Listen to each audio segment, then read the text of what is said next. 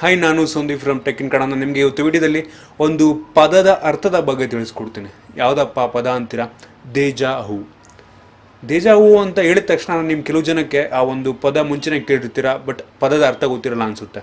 ಇನ್ನು ಕೆಲವು ಜನಕ್ಕೆ ಈ ಒಂದು ಪದ ಹೊಸದು ಅನಿಸುತ್ತೆ. ಏನಪ್ಪ ಇದೆ ಈ ಒಂದು ಸ್ಪೆಷಲ್ ವರ್ಡಲ್ಲಿ ಅಂತ ನಿಮ್ಗೆ ಅನ್ನಿಸ್ಬೋದು. ಒಂದೊಂದು ಪದಗಳಿರುತ್ತೆ, ಏನು ಅಂದರೆ ಒಂದು ಎಷ್ಟು ಸುಂದರವಾಗಿರುತ್ತೆ ಅಂದರೆ ಅದರ ಅರ್ಥ ಕೇಳೋದಕ್ಕೆ ತುಂಬ ಖುಷಿ ಆಗುತ್ತೆ. ಈ ಒಂದು ಪದ ಯಾವ ಲ್ಯಾಂಗ್ವೇಜಿಂದು, ಯಾವ ಭಾಷೆದು, ಈ ಒಂದು ವರ್ಡನ್ನು ನೀವು ಕೇಳಿದ್ರೆ ಎಲ್ಲಿ ಕೇಳಿರ್ಬೋದು ಅಂದರೆ ಆಲೋಕೆ ಅಂತ ಒಂದು ಯೂಟ್ಯೂಬ್ ಚಾನಲ್ ಇದೆ. ಆ ಯೂಟ್ಯೂಬ್ ಚಾನಲ್ಲಿ KS01 KS01 ಅಂತ ಒಂದು ಆಲ್ಬಮನ್ನು ಮಾಡಿದ್ರು. ಅಲೋಕ್ ಅನ್ನೋರು ಒಬ್ಬರು ಆಲ್ಬಮನ್ನು ನೀವು ಕೇಳಿರ್ತೀರ, ತುಂಬ ಫೇಮಸ್ ಅವರು. ಚೆನ್ನಾಗೂ ಇತ್ತು. ದೇಜಾವು ಅಂತ ಒಂದು ಸಾಂಗ್ ತುಂಬ ಚೆನ್ನಾಗಿತ್ತು.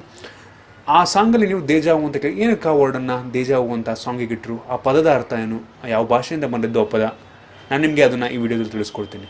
ನೀವೇನಾದ್ರು ಇದುವರೆಗೂ ನಮ್ಮ ಟೆಕ್ ಇನ್ ಕನ್ನಡ ಯೂಟ್ಯೂಬ್ ಚಾನಲ್ಗೆ ಸಬ್ಸ್ಕ್ರೈಬ್ ಆಗಿಲ್ಲ ಅಂತ ಕೇಳಿದ್ರೆ ಸಬ್ಸ್ಕ್ರೈಬ್ ಅಂತ ರೆಡ್ ಬಟನ್ ಇದನ್ನು ಕ್ಲಿಕ್ ಮಾಡಿ ಸಬ್ಸ್ಕ್ರೈಬ್ ಮಾಡಿ.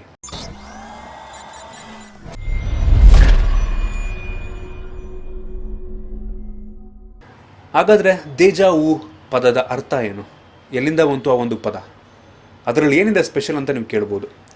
ದೇಜಾವು ಅನ್ನೋದು ಒಂದು ಫ್ರೆಂಚ್ ವರ್ಡಿಂದ ಬಂದಿರೋ, ಫ್ರೆಂಚ್ ಭಾಷೆಯಿಂದ ಬಂದಿರುವಂಥ ಒಂದು ವರ್ಡ್. ಅದು ಕನ್ನಡನೂ ಅಲ್ಲ, ಇಂಗ್ಲೀಷು ಅಲ್ಲ, ಅದು ಫ್ರೆಂಚ್ ಭಾಷೆಯಿಂದ ಬಂದಿರುವಂಥದ್ದು. ಈ ಪದದ ಅರ್ಥಕ್ಕೆ ನಾನು ಡೈರೆಕ್ಟಾಗಿ ಬಂದ್ಬಿಡ್ತೀನಿ. ಈ ಪದದ ಅರ್ಥ ಏನು ಅಂದರೆ ನಿಮಗೊಂದು ಎಕ್ಸಾಂಪಲ್ ಕೊಡ್ತೀನಿ. ಈಗ ನೀವು ರೋಡಲ್ಲಿ ಹೋಗ್ತಾ ಇರ್ತೀರ.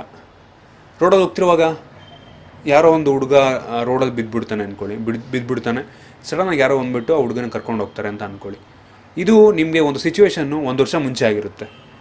ಆಮೇಲೆ 1 ವರ್ಷ ಮುಂಚೆ ಆಗುತ್ತೆ, ನೀವು ಅದೇ ರೀತಿ ಆಗ್ತಾ ಇರುತ್ತೆ. ಸ್ವಲ್ಪ ದಿನ ಆದಮೇಲೆ ನಿಮಗೆ ಅದೇ ರೀತಿ ರೋಡಲ್ಲಿ ಹೋಗ್ತಾ ಇರ್ತೀರ, ಮತ್ತೆ ಮಗು ಒಂದು ಬಿಡುತ್ತೆ, ಇನ್ನಾರೋ ಬಂದ್ಬಿಟ್ಟು ಅದೇ ರೀತಿ ಕರ್ಕೊಂಡು ಹೋಗ್ತಾರೆ. ನಿಮ್ಗೆ ಆಗ ಒಂದು ಫ್ಲ್ಯಾಶ್ ಆಗುತ್ತೆ, ಇದೇ ರೀತಿಯಾದಂಥ ಒಂದು ಸಂದರ್ಭ, ಇದೇ ರೀತಿಯಾದ ಒಂದು ಸಿಚುಯೇಷನ್ನು ಮುಂಚೆನೂ ಆಗಿತ್ತಲ್ವಾ ಅಂತ ನಿಮ್ಗೊಂದು ಫೀಲ್ ಬರುತ್ತೆ.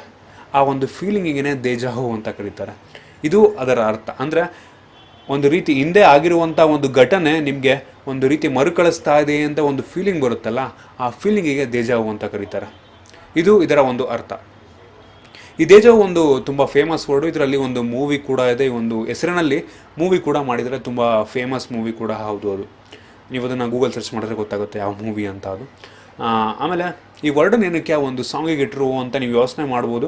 ನೀವು ಅದ್ರಲ್ಲಿ ನೋಡ್ತಿರ್ಬೋದು, ಒಂದು ರೀತಿ ಆ ಸಾಂಗಲ್ಲಿ ಫ್ಲ್ಯಾಶ್ ಎಲ್ಲ ಬರ್ತಾ ಇರುತ್ತೆ, ಮಧ್ಯ ಝೂಮ್ ಆಗೋ ಥರ ಒಂಥರ ತುಂಬ ಚೆನ್ನಾಗಿ ಒಂಥರ ಸ್ಕ್ರೀನ್ ಪ್ಲೇ ಮಾಡಿದ್ದಾರೆ.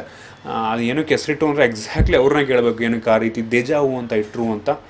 ನಿಮಗೆ ಗೊತ್ತಾಗಿದೆ ಅನ್ಕೋತೀನಿ ದೇಜಾವು ಪದದ ಅರ್ಥ ಏನು ಅಂತ. ನಿಮ್ಗೆ ಇದ್ರ ಬಗ್ಗೆ ಏನೋ ಡೌಟ್ ಇದ್ರೆ ಕೆಳಗಡೆ ಕಾಮೆಂಟಲ್ಲಿ ತಿಳಿಸಿ. ನಿಮಗೆ ಏನಾದರೂ ವಿಡಿಯೋ ಇಷ್ಟ ಆಗಿದ್ರೆ ಲೈಕ್ ಮಾಡಿ, ಶೇರ್ ಮಾಡಿ. ಇದೇ ರೀತಿ ನಮ್ಮ ಬೇರೆ ಬೇರೆ ವಿಡಿಯೋಗಳಿಗೆ ಟೆಕ್ ಇನ್ ಕನ್ನಡ ಯೂಟ್ಯೂಬ್ ಚಾನಲ್ಗೆ ಸಬ್ಸ್ಕ್ರೈಬ್ ಮಾಡಿ. ಧನ್ಯವಾದ. ನಮ್ಮ ದೇಶದಲ್ಲಿ ಪ್ರತಿ ವರ್ಷ 3ರಲ್ಲಿ 1 ಭಾಗ ಆಹಾರ ವೇಸ್ಟ್ ಆಗ್ತಾ ಇದೆ.